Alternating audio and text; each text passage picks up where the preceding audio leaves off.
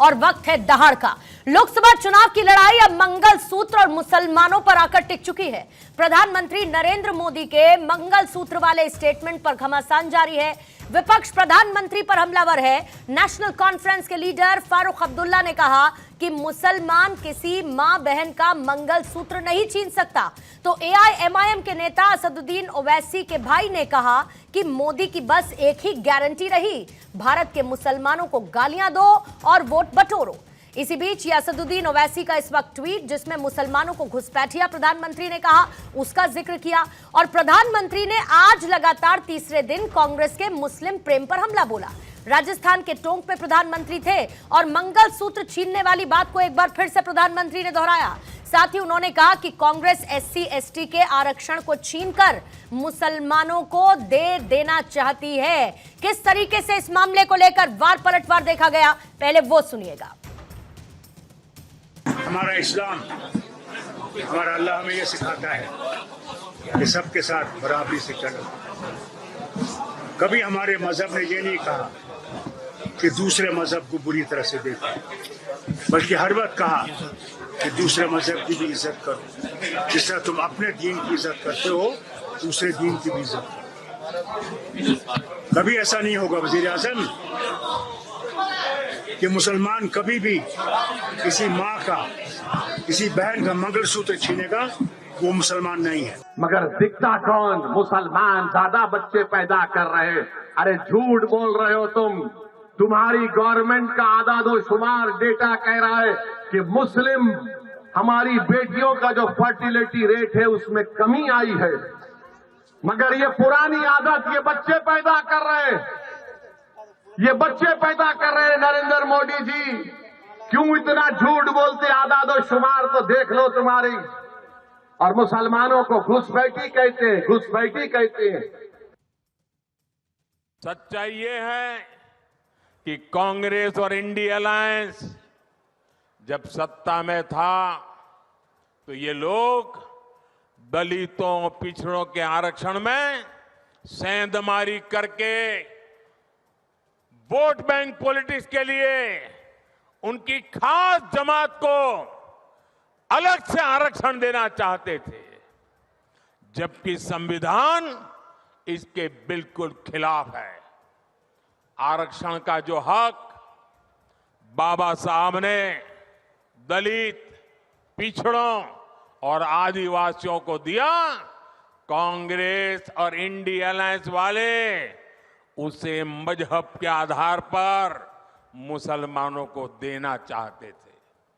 मैं कांग्रेस को पूछना चाहता हूं, क्या कांग्रेस ऐलान करेगी कि संविधान में दलितों, पिछड़ों के आरक्षण को, आदिवासियों के आरक्षण को कम करके वो इसे मुसलमानों को नहीं बांटेंगे? जरा वह देश की जनता को वादा करो। और आइए इसी के साथ कुछ सवालों का जिक्र करते हुए मेहमानों से आपका तारुफ करवाऊंगी। आज दहाड़ में सबसे पहला सवाल यह है कि 24 का घमासान मुद्दा फिर हिंदू मुसलमान। आपका सोना क्या कांग्रेस छीन लेगी? मंगलसूत्र आरक्षण पर नजर, जनता इसकी खबर लेगी। कांग्रेस का मुस्लिम एजेंडा पीएम ने क्या एक्सपोज कर दिया? घुसपैठियों पर संग्राम, बदलेगा 24 का परिणाम।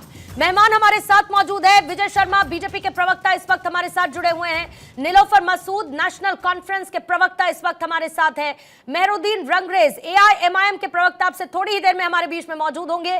वरुण पुरोहित जी राजनीतिक विश्लेषक के तौर पर इस वक्त हैं। संजय राणा जी स्टूडियो में मौजूद हैं राजनीतिक विश्लेषक के तौर पर, और विपिन शर्मा जी वरिष्ठ पत्रकार इस वक्त हमारे साथ मौजूद हैं। सबसे पहले विजय जी आप ही के पास आना चाहूंगी, क्योंकि 2024 का चुनाव पहले चरण के बाद एक बार फिर से हिंदू और मुसलमान के बीच बढ़ती खाई पर केंद्रित क्यों होने लगा है सब?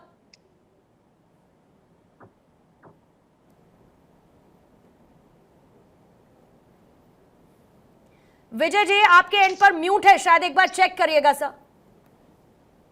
जी नमस्कार, मेरे सारे दर्शकों को बहुत सारा नमस्कार। मैं बताना चाहता हूं कि ये जो कांग्रेस का इतिहास है ना, कांग्रेस का इतिहास है हिंदू मुस्लिम का। इनका आप इतिहास देखेंगे, जवाहरलाल नेहरू जी थे, सोमनाथ के मंदिर का विरोध किया था बनवाने का, जो पुनर्विकास था। इंदिरा गांधी थी, उन्होंने उसमें सेकुलर वर्ड जोड़ा था। राहुल गांधी जी कहते हैं मंदिरों में लड़कियां छेड़ी जाती है, और मनमोहन सिंह जी कहते हैं कि देश के संसाधनों पे, प्राकृतिक संसाधन नहीं, नेचुरल रिसोर्सेज नहीं है, संसाधनों पे पहला हक मुसलमानों का होगा। इनके जो सोनिया गांधी थी, वो आपको पता ही है 2010 में कैसे एक बिल लाना चाह रही थी, एनएसी के वो प्रेसिडेंट थी। तो इनका पुराना इतिहास रहा है। आंध्र प्रदेश में किस तरह से इन्होंने मुस्लिम आरक्षण देने की शुरुआत की थी। महाराष्ट्र में इनकी जब सरकार बनी थी अभी पीछे एनसीपी के साथ और शिवसेना उद्धव के साथ, तब भी इन्होंने मुस्लिमों को आरक्षण दिया था। तो इनका इतिहास रहा है। इनका मैनिफेस्टो उठा कर देख लो, ये धर्म जाति की बातें करते हैं कि हम उनको कपड़े कैसे पहनाएंगे, खाना कैसे देंगे, किस तरह की आजादी देंगे, जो अल्पसंख्यक है मुस्लिम है उनको विदेश भेजेंगे शिक्षा के लिए, उनको पैसे देंगे सब तरह से। और उससे भी एक कदम आगे बढ़ते हुए राहुल गांधी जी ने अभी जो साउथ में एक भाषण दिया था, और वहां क्षेत्रीय भाषा में लोग समझते हैं तो इसलिए उनका जो अनुवाद कर रहे थे वो दूसरे कोई व्यक्ति थे। उन्होंने साफ शब्दों में कहा था कि हम इसकी एक सर्वे कराएंगे कि किसके पास कितनी क्या क्या प्रॉपर्टी है, क्या सब तरह का वो करा के, और फिर हम उसका बंटवारा करेंगे। तो ये क्या है? अब आप देखिए 2006 में मनमोहन सिंह जी कहते हैं देश में संसाधनों पे सबसे पहला हक मुसलमानों का है। राहुल जी कहते हैं कि हम आगे तो मैनिफेस्टो के अनुसार भी और अपना खुद स्टेटमेंट देते हैं। नहीं तो क्या कर लेगा विपक्ष, ये बताइए सर, क्या कर लेगा? प्रधानमंत्री ने जो कुछ भी अपने स्टेटमेंट में कहा, उससे उनका तात्पर्य क्या निकल कर सामने आता है? कांग्रेस या विपक्ष पूरा का पूरा कर क्या लेगा अगर सत्ता में आ जाता है? तो कर ये लेगा जैसे द्रमुक के नेता ने बोला था कि सनातन को कुचल देंगे, खत्म कर देंगे। और राहुल गांधी जी जो भी किसी के पास एक बच्चा है, दो बच्चा है, अगर उसके पास थोड़ी प्रॉपर्टी ज्यादा है, और मुस्लिम के पास आपने देखा ही होगा कि 5 बच्चे 10 बच्चे जो होते हैं, उनको उनका हिस्सा लेके और उनको दे देंगे। जैसे कि मेरी किसी माता के पास होगा 50 ग्राम का, अगर उसने मंगलसूत्र पहन रखा है, पूछेंगे जी आपके पास कितना सोना है? 50 ग्राम। अब दूसरे परिवार से पूछेंगे आपके पास कितना है? जी मेरे पास तो नहीं है। नहीं है तो 25 ग्राम सोना आप इनको दीजिए। हाँ। तो इस तरह से ये मंगलसूत्र को भी नहीं छोड़ेंगे। हाँ। तो आप दो चीजें देखिए, देश का प्रधानमंत्री ये चीजें बोलता है। मनमोहन सिंह उस टाइम मनमोहन सिंह जो प्रधानमंत्री थे, और देश के सबसे पुरानी पार्टी के जो प्रेसिडेंट रहे हैं, और परिवारवाद की तो आपको पता ही है, पार्टी है तो आज इसी परिवार का उसके अंदर बोलबाला है। तो उसके सबसे बड़े नेता स्टेज के ऊपर बोलते हैं कि हम मुस्लिमों को इस तरह से आरक्षण देंगे और हम इस तरह का एक सर्वे कराएंगे और वो प्रॉपर्टी सब में बांटेंगे। तो सब में बांटने का मतलब यही है कि 2 बच्चों वालों से लेके और 15 बच्चे वालों को आप देंगे। दूसरा ये क्वेश्चन उठा रहे हैं, अभी आप देखिए गोवा में एक इनके कांग्रेस के नेता जो वहां के प्रत्याशी हैं, वो बोलते हैं कि भारत का जो संविधान है वो हमारे ऊपर थोपा गया। तो ये संविधान को भी नहीं मानते। ये वही देश विरोधी टुकड़े टुकड़े गैंग वाली मानसिकता वाले लोग इनके अंदर घुसे हुए हैं। जैसे आपने देखा होगा टुकड़े टुकड़े गैंग भी है, माओवादी इनकी विचारधारा के लोग इनके अंदर घुसे हुए हैं। तो ये वो कांग्रेस नहीं है जो पहले हुआ करती थी। अब ये कांग्रेस बदल चुकी है राहुल गांधी जी के टाइम पे, लेकिन मोदी जी का संकल्प है और 140 करोड़ लोगों का विश्वास है। लेकिन मेरा सवाल क्या था विजय जी? मेरा सवाल ये था कि अब पहले चरण के बाद हिंदू मुसलमान कहां से फिर एक बार सामने आने लगा है। हम सोचते हैं कि चुनाव हो, असल मुद्दों पर हो, और बहुत बढ़िया हमने देखा लगातार बीजेपी मुद्दों की बात कर रही थी, विकास की बात कर रही थी, बता रही थी कि देश को बीते 10 सालों में कहां पर पहुंचा दिया। लेकिन फर्स्ट फेज के इलेक्शन के बाद फौरन ये देखा कि ट्रैक चेंज होता हुआ नजर आया। इस पर राणा जी मैं आपसे पूरा डिटेल में जरा इसको समझना चाहूंगी, लेकिन उससे पहले मैं आना चाहूंगी, मेरे साथ मौजूद है मेहरुद्दीन साहब। मेहरुद्दीन साहब ये बताइए कि क्यों ऐसा लगता है असदुद्दीन ओवैसी को कि मोदी की बस एक ही गारंटी है कि मुसलमानों को गालियां दो और उसके बाद उनका वोट बटोरो। मुसलमान देते हैं क्या मोदी को वोट? देते हैं क्या? देखिए मैं एक बात कहूंगा कि मोदी जी जब जब भाषण देते हैं तो ऐसा लगता है कि देश के पीएम भाषण नहीं दे रहे, देश के हिटलर भाषण दे रहे हैं। तो ये बात तो असद साहब ने भी कही है। और ये जो बार बार हिंदू मुसलमान को लेकर आते हैं, ये अपने विकास पर वो वोट क्यों नहीं मांगते? ये जब तक मुसलमान का नाम ना आ जाए, शमशान कब्रिस्तान की बात ना हो जाए, 80-20 की बात ना हो जाए, जब तक समाज में किसी तरीके से ध्रुवीकरण ना हो जाए, तुष्टीकरण ना हो जाए, तो तब तक तो बीजेपी की जो है सरकार ही नहीं बनती। तो इसलिए ये इन मुद्दों को जो है इस समय पर लेकर आए हैं। और हम तो बार बार कह रहे हैं, मोदी जी के परिवार में खुद वो 5-6 भाई बहन है। अभी बीजेपी के प्रवक्ता बोल रहे थे, मैं सुन रहा था उनको, वो बता रहे 15 बच्चों वालों को देंगे। मैं उनसे पूछना चाहता हूँ, आप ये बताइए, आपके पास 10 नाम है जो आप बता सको कि उनके 15 बच्चे हैं? तो ये ऐसा स्तर भाषा का होना और चुनाव आयोग का जो है, इन पर कोई एक्शन ना लेना मोदी जी के ऊपर। मेहरुद्दीन साहब, ये कहा जाता है और ये कहावत है कि अगर आपके घर खुद शीशे के हों तो दूसरों के घरों पर पत्थर नहीं मारने चाहिए। असदुद्दीन ओवैसी क्या मुस्लिमों को लेकर अपनी पॉलिटिक्स नहीं चमकाते रहे हैं? ना पहली बार ना दूसरी बार, 100 बार आप असदुद्दीन ओवैसी को सुनिए, आप असदुद्दीन ओवैसी के भाई को सुनिए। जितनी तकरीरें आप लोग करते हैं, जब लोगों के बीच जाते हैं तो किसकी पॉलिटिक्स करते हैं आप लोग? देखिए, हम तो हर एक उस व्यक्ति के साथ है जिसके साथ अन्याय होता है। कैसे रंगरेज साहब? देखिए, हम सबके मुद्दे उठाते हैं, ऐसा साहब भी सब मुद्दे उठाते हैं, हम भी सब मुद्दों पर अपनी राय देते हैं। अगर किसी दलित के साथ आप कोई तो बात ऐसे होगी कह रहे हैं रंगरेज साहब कि जैसे अभी जुम्मा है, पत्रकारिता में मुझे 4 दिन हुए हो और असदुद्दीन ओवैसी को मैंने कभी सुना ना हो। आप तो इस तरीके की बात कर रहे हैं। ये आपका चश्मा जो है ना, वो बदल लीजिए आप। अरे सर, आप जुबान बदलिए ना। चश्मा जिसका बदलेगा बदलेगा। असद साहब की जुबान बदलती है क्या? क्या कह दिया असद साहब? असद साहब की जुबान बदलती है क्या? अरे बीजेपी के नेता क्या मुस्लिमों की राजनीति, हर एक मुद्दे पर बीजेपी सरकार को घेरना और ये मेक श्योर करना कि मुस्लिम वोटर उनसे अलग ना हो, इसको लेकर असदुद्दीन ओवैसी हर एक बयान के सेंट्रिक रहते हैं रंगरेज साहब। लेकिन आप कहते हैं कि मोदी की राजनीति है कि मुसलमानों को गालियां दो और फिर उनका वोट ले लो। मैंने तो सीधा सवाल पूछा, मुसलमान वोट देते हैं क्या मोदी को? बिल्कुल देते हैं मुसलमान वोट। अरे ये तो बीजेपी भी नहीं मानती सर। फिर क्यों ये तो बीजेपी भी मानती, ये तो बीजेपी भी मानती है और ये उसको पता है कि मुसलमान बीजेपी को वोट नहीं देता।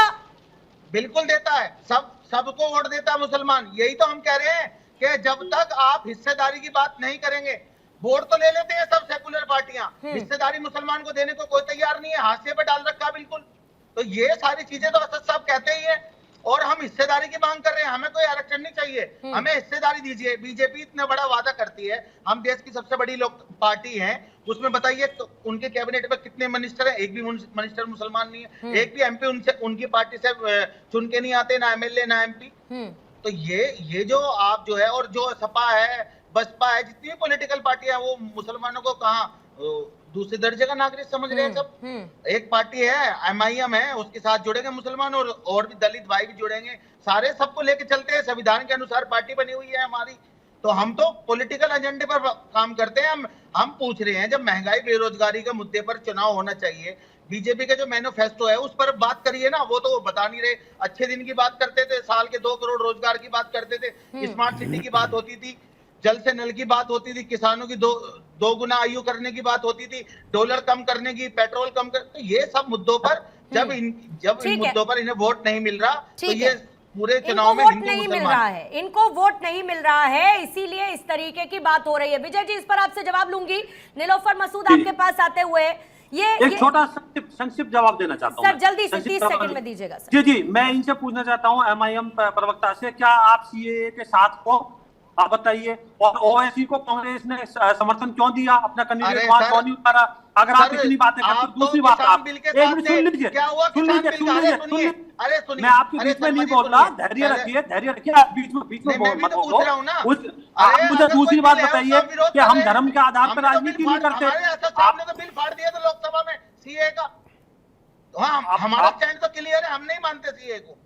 हमारा स्टैंड तो आप नहीं मानते ना, तो ये आपकी दोहरी मानसिकता, यही तो मैं आपको बताना चाहता हूँ कि आप जब जो दशकों से पीड़ित है, जो दशकों से वहां प्रताड़ित हुए हैं, उनके साथ आप खड़ा नहीं होने चाहते हो। तो आप केवल मुसलमानों की बात करना चाहते हो, आप तुष्टीकरण की राजनीति करना चाहते हो। यही आपकी पीड़ा है, यही आपका दर्द है। अब आपको मैं आपको बताता हूँ, मोदी जी की जितनी पॉलिसी है, चाहे वो गैस सिलेंडर देने की हो, घर मकान देने की हो, इंश्योरेंस, मेडिकल इंश्योरेंस देने की बात हो, किसी भी तरह की हो, किसी में धर्म के आधार पर किसी तरह का भेदभाव नहीं है। उनके लिए सिर्फ 4 जातियां हैं, जान। उसके अंदर नारी, युवा, आदिवासी, इस तरह की प्रजातियां, उनके लिए, आपके लिए हिंदू मुसलमान इस तरह की जातियां नहीं है। तो आपको समझना पड़ेगा, आपको अपनी मानसिकता बदलनी पड़ेगी। ये देश जो है इस तरह से नहीं चलने वाला जिस तरह आप मुस्लिम तुष्टीकरण के साथ चलाना चाहते हो। आप एक बात बताओ, धर्म के आधार पर आप मांग रहे हो? अरे गरीब कोई भी हो सकता है, गरीब कोई भी हो सकता है। इसलिए प्रधानमंत्री जी ने कहा था 4 जातियां हैं। ज्ञान का वर्ड जो दिया इसीलिए दिया भाई, गरीब, युवा, आदिवासी, नारी। ठीक है विजय जी, 30 सेकंड लेकर सर 3 मिनट लेने का जो तरीका है ना वो ठीक नहीं है सर। बाकी मेहमान भी हैं, उनके पास भी जाने का थोड़ा सा समय दिया करिए। नीलोफर मसूद जी आपके पास आती हूँ सर। नीलोफर मसूद जी आपके पास आते हुए मुझे ये बताइए कि अचानक से क्यों प्रधानमंत्री जी को लगने लगा है कि जो आपका मैनिफेस्टो है वो देश को बांटने वाला है, कांग्रेस का जो मैनिफेस्टो है वो देश को बांटने वाला है। और दूसरा, मुसलमानों को लेकर प्रधानमंत्री ने कहा, कोई तो वजह होगी ना प्रधानमंत्री जब ये कहते हैं, कोई तो इतिहास होगा, कोई तो पैटर्न होगा, और इसीलिए प्रधानमंत्री खुले मन से इस तरीके की बात कर रहे हैं। देखिए पूर्णिमा जी, ये पहली बार है जहां पर वोट मांगे जाते हैं या बटोरे जाते हैं या कंसोलिडेट किए जाते हैं रिलीजन के नाम पर। ये पहली बार नहीं, इससे पहले भी सियासत हुई बाबरी मस्जिद पर, जो लास्ट हमारे इलेक्शन थे। आपने खुद देखा कि किस तरीके से वो सियासत चली। अब चूंकि आज बाबरी मस्जिद का मसला जो अब ठंडे बस्ते में है, अब वो उस लेवल पर नहीं है कि कुछ डिसाइड करना, हम लोगों को उसका लारा दे दे। तो आज एक कुछ नई चीज ही कहनी थी। जो आज की स्टेटमेंट आई, प्रधानमंत्री जी वो एक ही रिलीजन के प्रधानमंत्री नहीं है बल्कि पूरे हिंदुस्तान के हैं, अलग अलग किस्म के। बाबरी मस्जिद का मामला ठंडे बस्ते में, ऐसे मतलब ठंडे बस्ते में कहने का मतलब है it has already been decided. अब लोग चुप बैठे हैं, जैसा डिसीजन आया है उसी तरीके से वो उसको संभाल कर आगे चल रहे हैं। हाँ। तो उस पर एक सियासत चली। इसी तरीके से आज जो मुद्दा है, असल मुद्दे से ध्यान हटाने के लिए, ध्यान बटोरने के लिए, डेवलपमेंट पर हम बात करें उस पर तो कोई बात नहीं करता, हमें कितनी नौकरियां मिली उस पर कोई बात नहीं करता। बात अगर होती है जहां उसको कमजोरी लगती है बीजेपी को, उस वक्त हम रिलीजन का सहारा लेकर लाते हैं। अगर प्रधानमंत्री मनमोहन जी की जब उस वक्त उन्होंने उस समय 52nd मीटिंग में जो नेशनल डेवलपमेंट काउंसिल की हो रही थी, उसके नेक्स्ट डे ही, अगर आपको याद होगा या यहाँ पर जितने भी प्रवक्ता बैठे हुए हैं, उसके नेक्स्ट डे ही क्लैरिफिकेशन आ गया। क्लैरिफिकेशन पर तो किसी ने बात नहीं की। उस वक्त ये कहा गया था कोई भी सेक्टर, चाहे वो इरिगेशन है, एग्रीकल्चर है, हेल्थ सेक्टर है, तो उसमें हमें माइनॉरिटीज के बारे में ख्याल रखना है।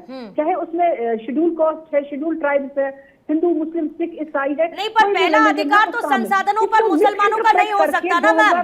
जब सबका साथ सबका विकास की बात होती है नीलोफर जी, तो आप ये मानती है कि पहला अधिकार हर एक संसाधन पर मुसलमान का होना चाहिए? मैंने ये नहीं कहा। हाँ। मैंने ये कहा राइट टू इक्वालिटी हर किसी का है। तो राइट टू इक्वालिटी में तो सब आते हैं ना नीलोफर जी, राइट टू इक्वालिटी में तो सब आते हैं ना, लेकिन अपनी अपनी राजनीति को चमकाने के लिए अपना वोट बैंक तो हर कोई चुनकर चलता है ना। वो तो आप खुद जानती हैं, नेशनल कॉन्फ्रेंस का अपना वोट बैंक है, AIMIM का अपना वोट बैंक है, कांग्रेस का, समाजवादी पार्टी का, RJD का, बीजेपी का, हर किसी का अपना अपना वोट बैंक है। मुसलमानों ने नहीं लड़ा और सबसे ज्यादा जाने अगर किसी ने दे दी, क्या वो मुसलमानों ने नहीं दे दी? उनको क्यों हर बार प्रूव करना पड़ता है कि वो जो है, वो लोग जो है वो पैट्रियोटिक है? उनको हर वक्त ये प्रूव क्यों करना पड़ता है? जिस तरीके से दूसरे रिलीजन के सिटीजन्स ऑफ इंडिया है तो हम भी है, तो हमें ये क्यों हर बार प्रूव करना पड़ता है? क्या हम घुसपैठी है? क्या हम इस देश के नागरिक नहीं है? मुझे आप बता दीजिए, उतने ही नागरिक है जितने आप है। क्या हमें देश से प्यार नहीं? नहीं, किसने कह दिया आपसे? किसने कह दिया आपसे कि आप देश की नागरिक नहीं है, आपका बराबरी का अधिकार नहीं है, आपको जीने का अधिकार नहीं है, आपके लिए फंडामेंटल राइट्स बदल जाते हैं? हम तो कहते हैं कि कानून भी आपके लिए बराबर होना चाहिए। हम तो कहते हैं कि आपके लिए कानून भी बराबर होना चाहिए, और अगर आपके राइट्स इक्वल होने चाहिए तो आपकी रिस्पॉन्सिबिलिटीज इक्वल होनी चाहिए। ये कौन कहता है कि आपके अधिकार सीमित है और आपको बराबरी का अधिकार नहीं दिया जाएगा? हमें घुसपैठी कह रहे हैं, ये तो प्रधानमंत्री जी हमें आज घुसपैठी कह रहे हैं। हाँ। जब इस लेवल का जो प्रधानमंत्री पूरे देश का है, चाहे वहाँ हिंदू है, मुस्लिम है, सिख है, वो एक ही मजहब का प्रधानमंत्री नहीं है। न वो हिंदुओं का है, न वो सिखों का है, बल्कि हर पूरे देश का है, जिसमें हर किस्म का रिलीजन है, वो उनको साथ लेकर चलाना है। वो हमें घुसपैठी क्यों कहेंगे? क्या हम घुसपैठी नजर आते हैं? क्या हमने अपने देश के लिए कुर्बानियां जब देनी थी, हमने निछावर संजय राणा जी, कहां से घुसपैठियां नजर आते हैं ये जरा बताइए। प्रधानमंत्री जब ये कह देते हैं कि कांग्रेस राज में हनुमान चालीसा सुनना भी गुनाह रहा है और ये केवल मुसलमानों को आरक्षण देना चाहती है, मेरी गारंटी है रिजर्वेशन कभी खत्म नहीं होगा। लेकिन इससे इतर मेरा सवाल ये है, मैं ये समझना चाहती हूं कि पहले फेज की वोटिंग से पहले बीजेपी का एक अलग पैटर्न था, जब जनता के बीच जाती थी, विकास की बात करती थी, 10 साल में क्या काम किया इसका जिक्र करती थी। अब अचानक से सेकंड फेज ऑफ वोटिंग होने से पहले सुर भी बदल चुके हैं, शब्द भी बदल चुके हैं और वोटर के सामने उनको केटर करने का और ऑपोजिशन को घेरने का भी तरीका बदल चुका है। इसकी जरूरत बीजेपी को क्यों आन पड़ी है? देखिए ऐसा है, good evening to my fellow panelist. देखिए ऐसा है कि आपने जब प्रधानमंत्री की चर्चा की, प्रधानमंत्री ने ऐसा इसलिए नहीं कहा कि वो दिखाना चाहते थे कि सत्यता क्या है। अगर आप कांग्रेस के मैनिफेस्टो को उठा के पढ़ेंगे, उसके चैप्टर में पॉइंट नंबर 6, 7 और 8 को पढ़ेंगे, उसमें सिंपल लिखा है कि सिर्फ माइनॉरिटीज को देंगे। आपको याद होगा चच्चर कमेटी की रिपोर्ट आई थी, एक रंगनाथन मिश्रा होते थे 2006 में जो चीफ जस्टिस हुआ करते, तो उन्होंने एक रिपोर्ट सबमिट की जिसमें बोला गया था 15% आरक्षण मुसलमानों को देना चाहिए और उसका आरक्षण कहां से आएगा? 6% ओबीसी का आरक्षण काट के इनको देना चाहिए, नंबर 1। नंबर 2, जब हम चर्चा करते हैं उन्होंने क्या बोला, वो तो विकास की चर्चा करते हैं। आप स्पेशल रिजर्वेशन, आप पॉलिटिकल पार्टी हो, चाहे कांग्रेस हो, भारतीय जनता पार्टी या कोई भी हो। इसी में एक बात संजय जी, अगर ओबीसी का रिजर्वेशन काट के माइनॉरिटीज को दिया जाएगा तो फिर कैसे बात की जाती है कि हम दलित और पिछड़ों का भी ख्याल रखते हैं? देखिए, दलित और पिछड़ों का ख्याल कभी कांग्रेस पार्टी ने नहीं रखा था, ये झूठ, सफेद झूठ है। देखिए, काका केलकर कमेटी की रिपोर्ट 1953 में आई थी, 53 में कमेटी बनी थी, 55 में रिपोर्ट आई थी, जिसको नेहरू जी ने एकदम सो गए थे, उस पर कोई एक्शन नहीं लिया। मंडल कमीशन की रिपोर्ट 1980 में आई थी, जिसपे राजीव इंदिरा जी, उसके बाद राजीव जी सो गए थे। उसके बाद आपको पता होगा कि स्टेटमेंट पार्लियामेंट में क्या दिया गया था। उसके बाद वीपी सिंह ने 1997 दिसंबर 1990 को इंप्लीमेंट किया था। तो ये कांग्रेस कभी भी दलित हितैषी नहीं है, वो कभी ओबीसी हितैषी नहीं है। भाई 2011 के सेंसेक्स में सारे कास्ट सेंसेक्स में हुआ था, क्यों नहीं इंप्लीमेंट कर दिया, क्यों नहीं उजागर कर दिया? 4 लाख ओबीसी कास्ट हो गए थे, 4 लाख कहीं हो सकता है। तो ये सब भ्रामित है। देखिए, आपको समझना पड़ेगा कि कहानी क्या। अभी हमारे एक मित्र रंगरेज साहब बोल रहे थे कि भाई कौन 11 बच्चे पैदा कर देता, लेकिन आपको सेंसेक्स भी देख के उठा के देखना पड़ेगा, जो बहुत महत्वपूर्ण हो जाता है। फर्टिलिटी रेट की बात करें तो 4.4 था 1991 में मुसलमानों का, 3.3 हिंदुओं का था। आज की अगर 2020 की हम चर्चा कर लेते, सॉरी 20 की अगर हम चर्चा कर लेते फर्टिलिटी रेट हिंदुओं की, लेकिन ओवैसी साहब तो इसके उलट बोलते हैं। नहीं, ओवैसी साहब तो उलट बोलते हैं, कहते हैं कि मुस्लिम में बच्चा पैदा करने की रफ्तार कम है हिंदुओं के कंपैरिजन में। नहीं, अभी हम बता देते हैं, एकदम सूखा झूठ बोलने की, साहब सुनिएगा जरा, बिल्कुल सूखा झूठ बोलने की ओवैसी की आदत है।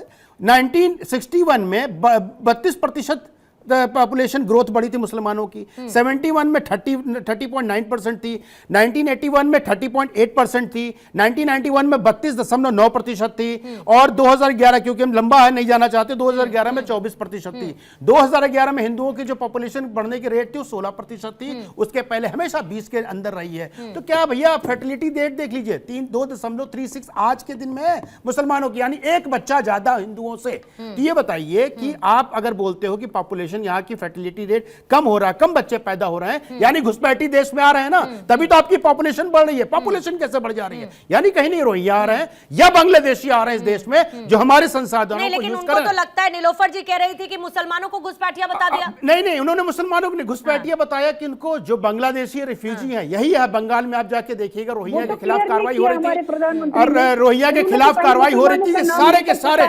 3-4 डिस्ट्रिक्ट में पूरे के पूरे मुस्लिम लोग इनका अगर गाजा में बम गिरता है तो यहाँ पे आंसू गिरने लगते हैं। ये बताइए, गाजा में बम गिरता है तो हिंदुस्तान के मुसलमानों से उसको क्या मतलब है? रोहिंग्या मुसलमानों से अपना आपका क्या मतलब है? पाकिस्तान के मुसलमानों से आपको क्या मतलब है? आप इस देश के नागरिक हैं, आपको पूरा हक बनता है इस देश में संसाधनों को। नीलोफर जी, आप इसके लिए असली रोना है, असली रोना किसके लिए है? असली रोना घुसपैठियों के लिए है या असली रोना मुसलमानों के लिए है? आपको डिफरेंशिएट करना चाहिए था।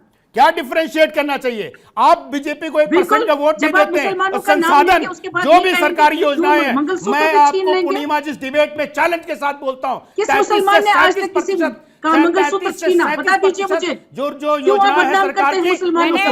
मुसलमान भी उतने ही लालच में हैं जितने आप हैं, उतना ही हक हमारा है जितना आपका है। असल मुद्दे पर तो आप बात नहीं करेंगे, मुसलमानों के लिए चलाती है सरकार। और इनके बारे में छात्रवृत्ति से लेके हज से लेके सब्सिडी से लेके तमाम ऐसी योजनाएं, वक्फ बोर्ड से लेके सिमिलर पढ़ाई, हायर एजुकेशन से लेके ट्रैवल से लेके ये तमाम योजनाएं चलाती है अभी की सरकार, जो स्पेसिफिकली मुस्लिमों के लिए है। नीलोफर जी को भी आंसर देता, नीलोफर जी को भी आंसर देता हूं। अगर प्रति व्यक्ति तो वो भी तो को देश में 10 रुपए मिलता है ना, अगर सरकार की तरफ से 10 रुपए मिलता है तो हमारे कश्मीरी भाइयों को 100 रुपए मिलता है, तो ये तो किसी मुंह से बोल नहीं सकते उनकी पॉपुलेशन। ठीक है नीलोफर जी, जल्दी से इसका जवाब 30 सेकंड में दीजिएगा। रंगरेज जी आपके पास आते हैं, फिर वरुण जी, विपिन जी आपके पास आऊंगी। नीलोफर जी देखिए, जो मुसलमान है वो माइनॉरिटीज में आते हैं। अगर अरे देश का दूसरा सबसे बड़ा पॉपुलेशन, जिसकी पॉपुलेशन तकरीबन 20 करोड़ है इस देश में, वो माइनॉरिटी कैसा हो गया? अरे कब तक एजेंडा चलाते रहोगे अपना?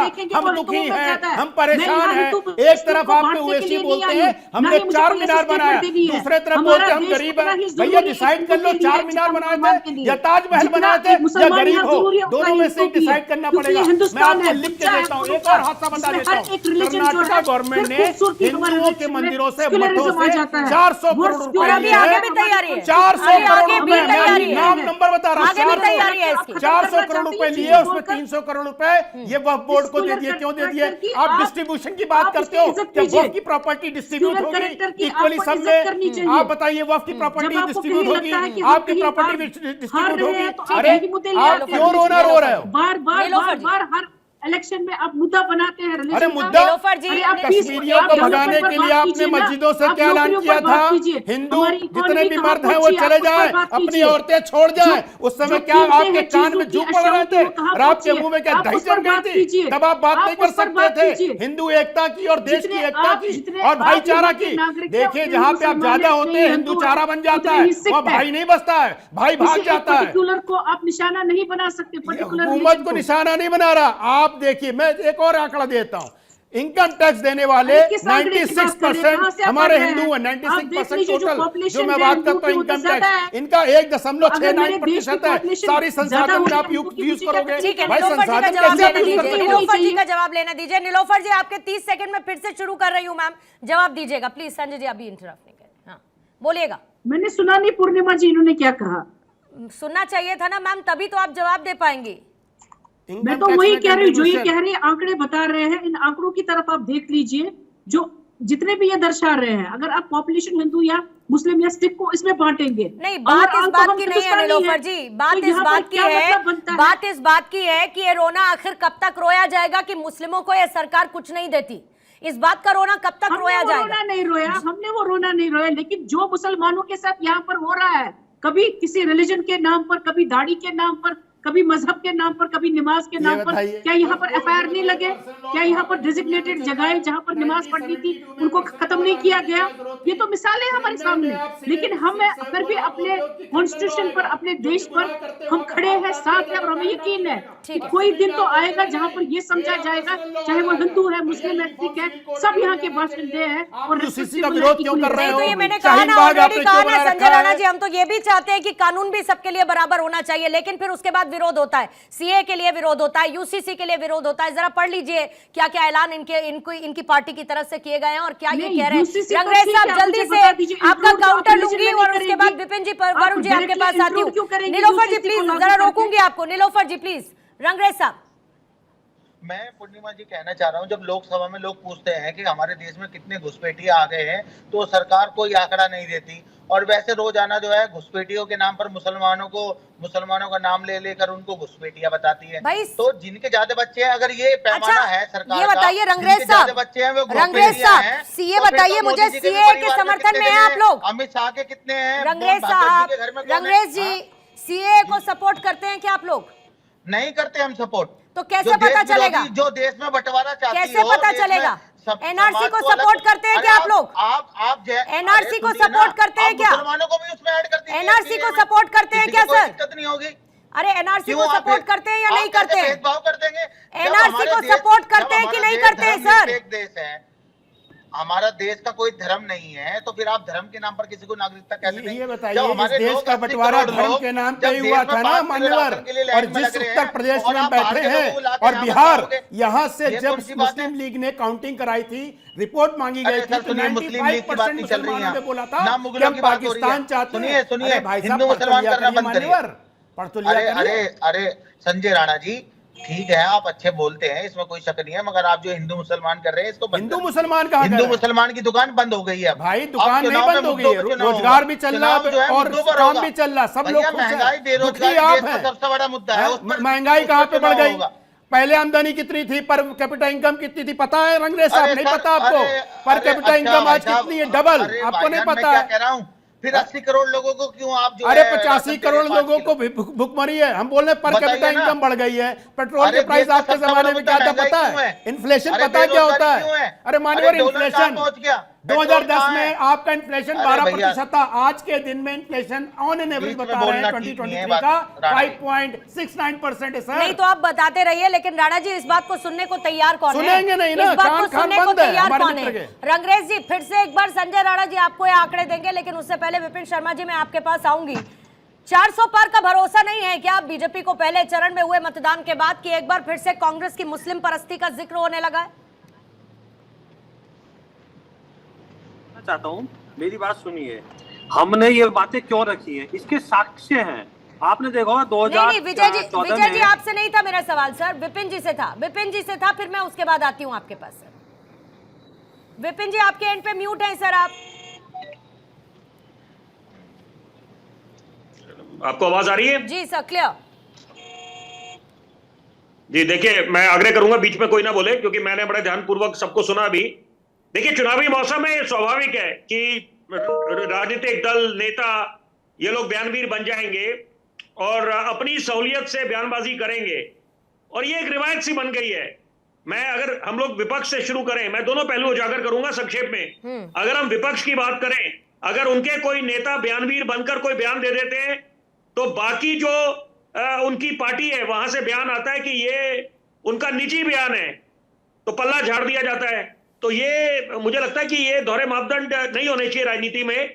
और यहां पर क्योंकि अभी थोड़े समय पहले पत्रकार से बात करते हुए पूर्व चुनाव आयुक्त ने एक बात बोली थी, ओपी रावत, तो उन्होंने एक बात बोली थी कि यहां पर पूरे कॉन्टेक्स्ट में समझना चाहिए कि प्रधानमंत्री ने क्या ये बयान दिया। और सबसे बड़ी बात है, जब तक उसको आप मद्देनजर रखेंगे नहीं, तब तक हम किसी निष्कर्ष पे पहुंचना, मुझे लगता है, जल्दबाजी होगा। दूसरी बात है, बड़ी जरूरी बात है, दोनों पहलू हैं कि यहां पर एक बात है कि there should be room for dissent, कि ऐसा नहीं है कि यहां पर किसी को मौका मिले, देश की आवाम को, विपक्ष को या अंतरराष्ट्रीय पटल से आवाज आए कि लोकतंत्र खतरे में आ गया, संविधान खतरे में है। देखिए, एक बात है तय कि जब प्रधानमंत्री, देश का प्रधानमंत्री ये बात साफ कर रहे हैं कि यहां पर चाहे खुद बाबा साहब अंबेडकर आ जाएं तो भी संविधान को नहीं बदला जा सकता, तो इसका मतलब है बिल्कुल एक संदेश बिल्कुल स्पष्ट दे दिया गया है कि जो बार बार संविधान की दुहाई दी जा रही है या लोकतंत्र खतरे में है। और सबसे जरूरी बात है, मैं चाहता हूं यहां पर जितने वरिष्ठ प्रवक्ता, विश्लेषक बैठे हैं, वो इस बात, उनकी तरफ ये ध्यान जाना चाहिए कि आग लगाने का काम, अभी मैं सुन रहा था रंगरेज जी को, बिल्कुल मेरे साथ कई चर्चाओं में इन्होंने भाग लिया है, तो मैं बड़ा सम्मान करता हूं व्यक्तिगत तौर पर। मैं इनकी जानकारी के लिए और बाकियों की जानकारी के लिए बताना चाहता हूं, कल मैं योग माया माता के मंदिर गया, वहां पर फूल वालों की सैर जो निकलती है, उसका एक झंडा है जो मुसलमान और हिंदू भाइयों की एकता, सौहार्द और प्रेम का प्रतीक है। बड़े कम लोगों को इस बात का ज्ञान होगा। तो इसका मतलब नहीं, सौहार्द तो है ही ना, यही तो बात है ना कि सौहार्द तो है सर, लेकिन उस सौहार्द को खत्म किया जाता है ना इसी तरीके के स्टेटमेंट्स, इनकी पॉलिटिक्स के जरिए। जी मैं बताना चाहता हूँ, साक्ष्य के आधार पर प्रधानमंत्री जी बात करते हैं, और इस बात का मैं साक्ष्य देता हूँ कि इस तरह से प्रॉपर्टी लेके, सरकार की प्रॉपर्टी लेके और वक्फ बोर्ड को दे दी गई। 2014 में 7 मार्च को आचार संहिता लगती है, और उसके कुछ घंटे पहले 6 मार्च को विजय जी, आचार संहिता की तो बात ही मत करिए। आदर्श आचार संहिता क्या होती है? इन बयानों के साथ वो आदर्श आचार संहिता खत्म हो गई है, सब खत्म हो गई है आदर्श आचार संहिता। मैं ये कुछ और कहना स्टेटमेंट चाहता हूं। जैसे ही आते देखिए, हैं आदर्श देखिए, आचार संहिता एक- के रूल्स क्या होते हैं विजय जी, ये मुझे बताने की आपको जरूरत नहीं है जी सर। जी जी, मैं वो नहीं, उस पर नहीं, जा रहा, लेकिन मैं भी एक बात कह रही हूँ, सर, आप आदर्श आचार संहिता की बात कर रहे हैं, तो मैं ये कह रही हूँ कि इस तरीके की जब बातें और स्टेटमेंट्स आते हैं ना रैलीज में और इलेक्शन कैंपेन के दौरान, तो आदर्श आचार संहिता खत्म हो जाती है सर। पूर्णिमा जी, मैं उसकी बात नहीं कर रहा, किसी के स्टेटमेंट की बात नहीं कर रहा, मैं ये कह रहा हूं कि 6 तारीख को 7 तारीख को आचार संहिता लगती है, उससे कुछ घंटे पहले 6 तारीख को एक शासनादेश जारी होता है केंद्र सरकार की तरफ से। देश की 123 प्रॉपर्टी वक्फ बोर्ड को दे दी जाती है। एक सप्ते के अंदर, एक सप्ते पहले एप्लीकेशन ली जाती है, जिनमें कनॉट प्लेस की प्रॉपर्टी, लोधी रोड की प्रॉपर्टी, मिंटो रोड की प्रॉपर्टी, करीब उस टाइम 2014 में उनकी वैल्यू जो है 150 करोड़ के आसपास थी। तो ये क्या था, इनसे पूछिए जरा, ये है क्या सबका साथ सबका विकास सबका विश्वास? फिर आप किस मुंह से बातें करते हो कि हिंदू मुसलमान करते हैं? अरे भाई, आप तो करते हो, आपके प्रधानमंत्री बोलते थे, आपने करके दिखाया है, कागज बोलते हैं, प्रूफ बोलते हैं, आपके राहुल गांधी जी बोल रहे हैं कि हम उसका सर्वे कराएंगे, प्रॉपर्टी बांटेंगे हम, तो आपने तो बांट के दिखा दी है। किस तरह से आप बात करते हो? दूसरा मैं आपको बात बताता हूं, देखो देश चलता है संविधान से, संविधान में सब बराबर है, गरीब की कोई लेकिन मुझे ये बताइए कि एक बार फिर से वो बातें क्यों 2024 के सेकंड फेज वोटिंग से पहले सुनने को मिली हैं, जो 2014 के इलेक्शन कैंपेन में सुनने को मिलती थी? आप तो सर ठीक ट्रैक पर चल रहे थे ना, बता रहे थे 10 साल में क्या क्या काम किया आप लोगों ने। आप विकास के नाम पर वोट मांग रहे थे या नहीं मांग रहे थे विजय जी, ये बताइए मुझे। फिर हिंदू मुस्लिम क्यों, फिर हिंदू मुस्लिम क्यों? देखिए मैं बताता हूं, अगर बातें सारी होंगी, अगर कोई किसी तरह की गलत नीति लाने की कोशिश करेगी कांग्रेस, तो हम तो विरोध करेंगे। अगर वो ये कोशिश करेगी कि हम मैनिफेस्टो में किसी गलत तरीके की बातें लिखेंगी, तो क्या हम देश की जनता के सामने लाने का काम हमारा नहीं है क्या? हम रूलिंग पार्टी हैं, हम देश की सबसे बड़ी पार्टी है, विश्व की सबसे बड़ी पार्टी है हम। अगर ये तुष्टीकरण की बातें करेंगे, देश को कमजोर करने वाली बातें करेंगे, किसी एक धर्म विशेष के बारे में इस तरह की बातें करेंगे, तो हम जनता को बताएंगे नहीं क्या? हम अपने काम के आधार पर भी जाएंगे। अभी अब कहते थे रोजगार की बातें, हमने तो नौकरियां इनसे 3 गुना दी हैं। मनमोहन सिंह सरकार में 6 लाख सरकारी नौकरियां थी, हमने 18 लाख नौकरियां दी हैं। तो ऐसा नहीं है, हमने अपने काम के आधार पर भी मांगे। और जिस तरह का ये पाप कर रहे हैं देश के साथ, जो करने जा रहे हैं, और जिस तरह की ये बातें आ रही है, तो उसका जवाब देना बनता है। प्रधानमंत्री जी के ऊपर सारी जिम्मेवारियां हैं। अगर ये तुष्टीकरण की और अलगाववादी ऐसी बातें करेंगे, तो हम रखेंगे देश के सामने कि ये हालात हैं। तो इसमें हमारा कोई कसूर नहीं है। तो राहुल गांधी जी से बताइए रंगरेज साहब, उठाना तो पड़ेगा ना मुद्दा। अगर करेगी, विपक्ष करता रहेगा, तो बीजेपी क्या बात भी नहीं करेगी इसके बारे में? देखिए, अगर बीजेपी को बात करनी है, अगर मैनिफेस्टो में कोई बात है, और ये समझाने के लिए खड़गे साहब ने जो है उनसे टाइम भी मांगा मोदी जी से कि ऐसी कोई बात नहीं है, और तो मिला नहीं क्या समय? कांग्रेस के प्रवक्ता बार बार बता रहे हैं कि ऐसी कोई बात नहीं है, और ऐसा किसी का धर्म का नाम नहीं लिया गया, ना मुसलमानों का नाम लिया गया। मगर ये जो नैरेटिव और ये प्रोपोगेंडा जो फैलाया जा रहा है बीजेपी की तरफ से, और जो मोदी जी फैला रहे हैं, मैं तो कह रहा हूँ मोदी जी को चुनाव आयोग अभी तक उनकी जनसभाओं पर उनकी रैलियों पर रोक क्यों नहीं लगा रहा? क्यों संज्ञान नहीं ले रहा? आसान है ना, अब तो आपके ऊपर चुनाव आयोग पर फिर से सवाल उठा दीजिए सर। देखिए, चुनाव आयोग पर गए हैं लोग, आज अदालत भी गए हैं, जल्दी आपको इसका जो है ना नतीजा मिलेगा। जो धर्म के नाम पर आप जो है वोट मांग रहे हैं, आचार संहिता देश में लगी हुई है, ये देश धर्म निरपेक्ष है और देश संविधान से चलता है। ये कह रहे हैं कि 400 ओवैसी साहब मानते हैं ये? बीजेपी का नेता कहते हैं कि 400 पार करा दो। ओवैसी साहब मानते हैं ये रंगरेज जी? तो आप तो संविधान विरोधी भी हैं, आप दलित विरोधी हैं, आप माइनॉरिटीज विरोधी हैं। भाजपा का चाल चरित्र चेहरा आप देश के सामने है, और देश में आप इनके पास कोई बताने के लिए इनके 10 साल का कोई भी इनका विकास कार्य ऐसा नहीं है जो ये जनता के सामने पेश कर सके। बस समाज को किसी तरीके से बांट दे हिंदू और मुसलमान में, और यही इनके नेता और हमारे जो प्रधानमंत्री जब ऐसी बात करते हैं, तो जो और पॉलिटिकल लीडर हैं बीजेपी के, वो तो खुलेआम मुसलमानों को मारने और काटने की बात करते हैं, सामाजिक बहिष्कार की बात करते हैं। ऐसे लोगों के खिलाफ कब कानूनी कार्रवाई होगी? बताइए राणा जी। अब इसके बाद सवाल तो ये भी उठता है ना कि बीजेपी और कांग्रेस के बीच जब लड़ाई चरम पर पहुंच जाती है सियासी, तो वो आकर किस पर आ जाती है? ध्रुवीकरण और मुस्लिम तुष्टीकरण पर। इसके अलावा दोनों के बीच जब बात होती है और असल मुद्दों की बात होनी चाहिए, तो उस पर नहीं होती। एक ना एक वोटर को केटर करने की कोशिश दोनों ही पार्टियों की तरफ से होती है, और फिर अंत में आकर मुस्लिम तुष्टीकरण, ध्रुवीकरण की बात होने लगती है। इसी के आधार पर चुनाव चलेंगे क्या अब आगे? अब ये एजेंडा एक नया सेट हो गया है क्या आने वाले चरणों के लिए? देखिए अभी पूर्णिमा जी सबको बड़ा ध्यानपूर्वक सुन रहा था, सब ने बोला कि इनके पास कोई मुद्दे नहीं है, उन्होंने कुछ 10 साल में कुछ नहीं किया। मैं 3-4 आंकड़े दे देता हूँ, शायद समस्या क्या है कि लोग यहाँ पे टीवी पे आते हैं, कुछ पढ़ के नहीं आते हैं या भूल जाते होंगे। देखिए इंफ्रास्ट्रक्चर स्पेंडिंग जो थी 1,57 करोड़ थी जब यूपी गवर्नमेंट थी, आज 44 लाख करोड़ है, ठीक है। वेल्थ क्रिएशन 13 लाख करोड़ का हुआ था यूपीए कार में, अभी हो गया 270 लाख करोड़। फॉरेक्स एडिशन में बताना नहीं चाहता, जीडीपी रैंक 10वीं थी, आज 5वीं हो गई है। बैंक एनपीए तकरीबन 11% था, 1% हो गया। तो ये हो गया इंफ्रास्ट्रक्चर पे। अभी मैं एम्स, हॉस्पिटल, एयरपोर्ट्स पे बात ही नहीं कर रहा हूँ, पर डे जो ट्रेन रोड्स बनती है उस पर बात नहीं कर रहा हूँ, इलेक्ट्रिफिकेशन ऑफ ट्रेन जो होता है उस पर चर्चा नहीं कर रहा हूँ, घरों में पानी कहाँ तक पहुंचा उस पर चर्चा नहीं कर रहा हूँ, मैं किसी पे चर्चा नहीं कर रहा हूँ। लेकिन देखिए ऐसा है कि जो भी चीज गलत होगी, अंग्रेज साहब ने एक चीज बोली है कि ऐसा कहीं नहीं लिखा है। मैनिफेस्टो उठा के चैप्टर नंबर 3 में जाकर के पॉइंट नंबर 6, 7, 8 पढ़ लीजिए।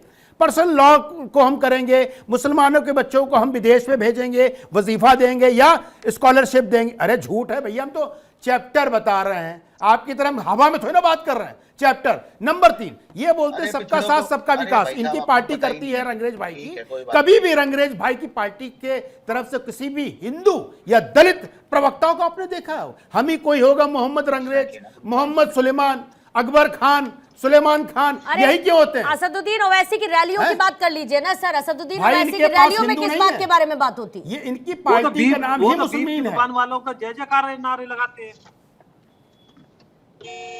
प्रश्न मुझसे था? नहीं, विजय जी कुछ कह रहे थे। जी मैं कहता हूं इनके ओवैसी जी तो नारे लगाते हैं, जो बीफ की दुकान वालों के, उनको जिंदाबाद बोलते हैं। फिर ये किस मुंह से यहाँ के बैठ के हिंदू उसकी सेकुलरिज्म की बात करते हैं? और ये तो इंदिरा गांधी जी का जोड़ा हुआ वर्ड है, आपको सबको पता है कि उन्होंने किस तरह से संविधान संशोधन करके वर्ड जोड़ा था। ये देश तो हिंदुओं का, हिंदू हैं, ये सब हिंदू हैं, अंग्रेज जी भी हिंदू हैं। धर्म तो सिर्फ एक ही है, हिंदू, बाकी तो ये मजहब, पंथ, संप्रदाय वो हैं। राणा जी जल्दी से ऐड ऑन कीजिएगा। देखिए सब लोग 2-3 चीजें बोलते हैं, फ्रीडम, ये जो डेमोक्रेसी खतरे में पड़ गई है। मुझे इतना दुख होता है। मेरी समस्या सिर्फ एक बात से है सर, मेरी समस्या इस बात पर है कि क्यों हिंदू मुसलमान की सियासत होने लगी। कहाँ हिंदू मुसलमान की सियासत? हिंदू मुसलमान की सियासत कैसे नहीं हो रही? जितने लोग यहाँ पर बैठे हैं, आप विजय जी को सुन लीजिए, रंगरेज जी को सुन लीजिए, नीलोफर जी को सुन लीजिए, आप बात कर रहे हैं ना विकास की, आप बात कर रहे हैं आंकड़ों की, आप ये बता रहे हैं कि 10 साल में देश कहां से कहां पहुंचा, लेकिन ट्रेंड सेट हो रहा है ना दूसरा। रैलियों में सुनिए, जनसभाओं में सुनिए, इलेक्शन कैंपेन के दौरान जरा नेताओं को सुनिए, क्या बातें हो रही हैं। देखिए नीलोफर जी से और अंग्रेज भाई साहब उम्मीद कर सकती हूँ डेवलपमेंट की बात करेंगे, वो पारिवारिक डेवलपमेंट की बात करते हैं। मेरा परिवार आगे बढ़े, मेरा जो राजनीतिक विरासत है वो आगे बढ़े, वो जनता की बात नहीं करेंगे। हम आते हैं दूसरी चीजों पे। ये बताइए प्रधानमंत्री ने कहा, नीलोफर जी आप म्यूट है, अपने एंड पे जरा उसको अनम्यूट करिएगा, तब आपकी आवाज आएगी। नहीं कहा, उन्होंने बोला कि कांग्रेस ऐसा चाहती है। और आज का स्पीच जाकर के सुन लीजिए, माननीय राहुल गांधी साहब का स्पीच में क्या बोला है? मैं सेंसस कराऊंगा, उसके बाद में कॉर्पोरेट घराने का कराऊंगा और सबको अधिकार दूंगा, सब में बांट दूंगा। ये जो माइंडसेट है ना, वो मार्क्सिस्ट, ये कम्युनिस्ट लोग की माइंडसेट है। और कम्युनिस्ट की माइंडसेट कभी भी देश में या विदेश में, देखिए यूएसएसआर कैसे खत्म हो गया, चाइना ने कम्युनिस्ट माइंडसेट छोड़ दिया, वर्ल्ड का कोई देश नहीं मानता। और कम्युनिस्ट माइंडसेट का एग्जांपल ठीक है सर, जल्दी से मुझे एक क्लोजिंग कमेंट लेने दीजिए, समय मेरे पास खत्म हो रहा है। नीलोफर जी अपनी बात रखिएगा। मैम देखिए पूर्णिमा जी, यहाँ ये परिवारवाद की बात कर रहे हैं, इनसे पूछ लीजिए बीजेपी में कितने ऐसे लोग हैं जो टिकट लेकर इस वक्त इलेक्शन लड़ रहे हैं, और क्या वो किसी परिवार से नहीं आते, मखसूस परिवार से? तो वहाँ परिवारवाद नहीं है। लेकिन जहाँ पर ये जम्मू कश्मीर की बात करेंगे या किसी और रियासत की बात करेंगे जहाँ इनको अपना मुद्दा और मकसद होता है किसी को मेलाइन करना, जम्मू कश्मीर के सूरत हाल पे तो मैम बात करना बेकार है, क्योंकि जम्मू कश्मीर के सूरत हाल कैसे बदले हैं वो आप मुझसे पूछिए, वो आप उन आम सिटीजन से पूछिए जो वहां पर जा रहे हैं, और वहां के हालात, वहां के लोगों की जुबान सुनिए। और उस पर नीलोफर जी आप मुझसे बहस इसीलिए नहीं कर पाएंगी, सुनिए नीलोफर जी आप मुझसे इसीलिए बहस नहीं कर पाएंगी क्योंकि वहां की जनता के बीच में ये पूछ कर आई हूं कि आपने क्या किया वहां पर, आपकी पार्टी ने, आपके सांसदों ने वहां पर लोगों के साथ क्या किया, और एक सुर में वो ये कहते हैं कि हमारे घर को खा गए, हमारा घर खाली कर दिया। वहां की आवाम के लिए एक कदम, बेहतर कदम उन्होंने नहीं उठाया है। और यही बात आप लोगों की पार्टी और आपके नेताओं को लेकर होती है, सांसदों को लेकर, जिनको चुनकर बैठाया मैम। इसीलिए जम्मू कश्मीर की बात मत करिए। जम्मू कश्मीर में शांति है, जम्मू कश्मीर बहुत बेहतर तरीके से चल रहा है, बहुत बेहतर तरीके से चल रहा है मैम। विपिन जी, जल्दी से क्लोजिंग कमेंट आपसे लूंगी सर, मेरे पास समय खत्म हो गया है। जल्दी से आगे क्या, आगे क्या, हिंदू मुसलमान और लोकतंत्र में बहुत जरूरी है कि विपक्ष की आवाज बुलंद हो, लेकिन साथ साथ ये नहीं भूलना चाहिए देश हम सबका है। आग लगाने का काम किसने करा, आग में घी किसने डाला शाहीन बाग में? यहां पर ये तो नागरिकता देने का कानून है, सीएए, तो वहां पर किसने भ्रांतियां फैलाई, ये भी मंथन का विषय है। और अगर हम कश्मीर की बात करते हैं, जो धरती का स्वर्ग है, वहां पर एक नई सुबह का आगाज हुआ। इतने वर्षों से कश्मीर का युवा गुमराह हो गया था, अपनी फौज को दुश्मन समझ गया था और पत्थरबाज बन गया था। तो यहां पर यह समझने की आवश्यकता है कि दोनों को दो कदम चलने पड़ेंगे, सत्ता पक्ष और विपक्ष। मोदी सरकार को भी इंक्लूसिवनेस करनी पड़ेगी कि अगर कुछ ट्रस्ट डेफिसिट है, यहाँ पर विपक्ष को साथ लेना चाहिए। और वही बात है कि राजनीति के लिए बेशुमार मुद्दे हैं, लेकिन सकारात्मक कुछ मुद्दे जो राष्ट्र हित से जुड़े, जनमानस से जुड़े, वहां पर राजनीति का स्तर ऊपर जाना चाहिए ताकि जनता जनार्दन को एक अच्छा संदेश जाए। क्यों नहीं होती बहाल, क्यों यहाँ पर डिलिमिटेशन? नीलोफर जी, मेरे पास समय खत्म हो गया है। ये तो आप उनसे पूछिए मेरे ना। पास समय खत्म हो गया है, लेकिन परसीव करना चीजों को और उसको एक अलग एंगल देना किसे कहते हैं? वो इसे कहते हैं कि जब मोदी ने ये कह दिया कि ज्यादा बच्चे पैदा करने वाले और घुसपैठियों में आपकी संपत्ति बढ़ दी जाएगी, तो फौरन आपने समझ लिया कि भाई मुसलमानों की बात हो रही है। यहाँ समस्या आती है जब बात को गलत तरीके से समझा और जनता के बीच उसको नैरेट किया जाता है। नीलोफर जी, आपको सुनने वाले यहाँ पर दर्शक उस चीज को वैसे ही समझेंगे जैसे आप उसको रखेंगी, और यही चुनाव का माहौल बिगाड़ते हैं जब इस तरीके का गलत नैरेटिव सेट किया जाता है।